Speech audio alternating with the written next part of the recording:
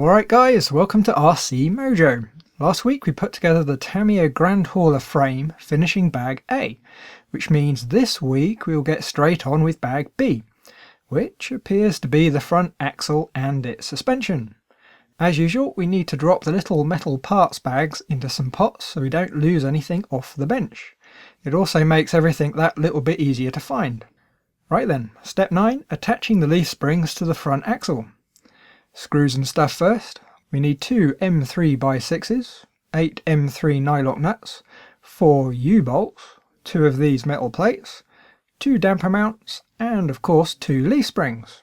Now they come riveted together as a pack. I was expecting loose leaf springs like the Tamiya High Lift. Having the pack pre-built will make things a little bit easier to assemble. Okay, grab the axle. The top where the leaf springs sit has a hole for the rivet to sit in. On the bottom there's a little post to locate the plate. All the bits should kind of locate themselves, but none of it's tight, so we have to keep hold of everything. The U-bolts fit over the leaf springs and go through the plates with 2 nylock nuts. Do them up a bit at a time in a cross pattern, trying to keep the plate even as it goes down. It can be a bit tricky to hold it all together. Just make sure the rivet and the plate are in the right position, just in case you pinch them in the wrong spot. The other leaf spring mounts in the same way, and that just leaves the damper mounts. On one side of the axle there's a couple of threaded holes.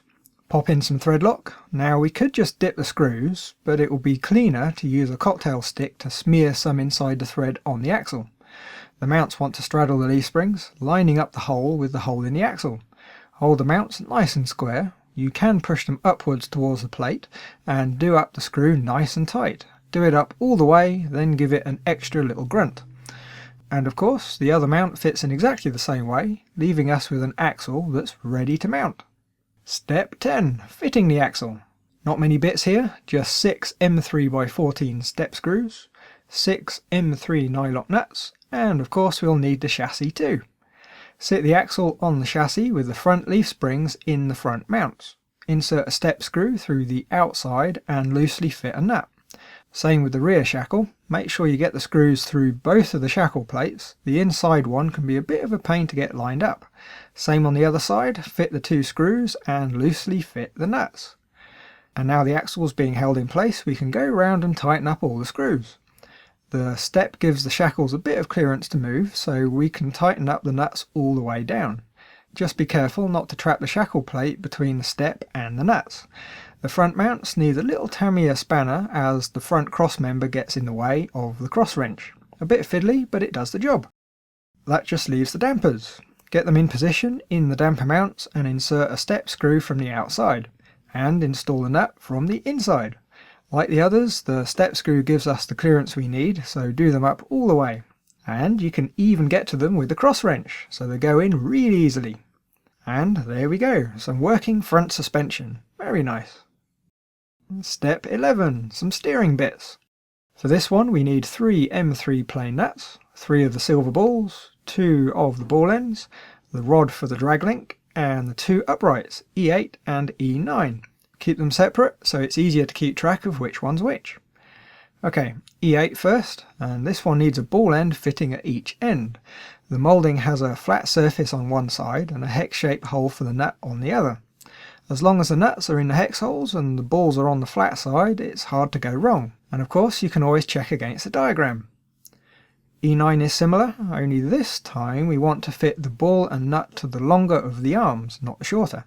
Now we could use a little bit of thread lock on these, but I've got a feeling they're going to end up with a bit of slop. So we'll probably end up changing some of these bits at some point, so it's better off without. The rod is the same as the ones we did in the last video, just a bit longer. Grab it with some pliers and thread a ball end at each end. Tighten them up until we've got a linkage that matches the scale diagram in the manual. Step 12. Putting the steering bits on the axle. We need 2 kingpins, 2 E-clips, and the 2 stub axles. Okay, the upright with the 2 balls goes on the steering servo side with the short arm towards the front. Insert one of the stub axles in the upright, lining up the holes for the kingpin, and sit it in the end of the axle. Grab a kingpin and give it a little smear of grease. Not a lot, just a bit. Insert it from the top of the axle, which is the underside here as it's upside down. It might need a little bit of wiggling if the holes aren't properly aligned. Hold it in place and pop an E-clip on the end. The upright should move nicely end to end without any binding. If it does get caught up, now's the time to fix it. The other upright is the same, just with the one ball.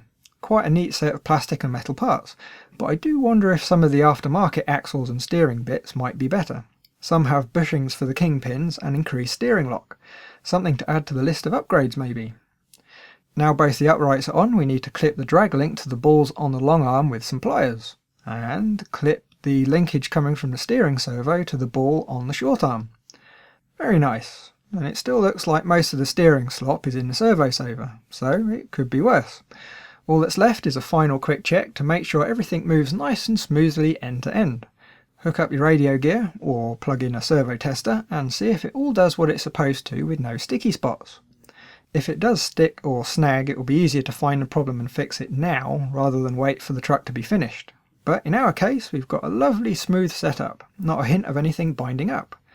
And that's the end of bag B. Quite a short one, but we've got some nice progress to show for it. Bag C next time, which I think is the rear suspension and the axles, so that should be fun. So thanks for watching, like if you liked, and if you want, by all means subscribe if you want to know when the next part goes up. Bye guys!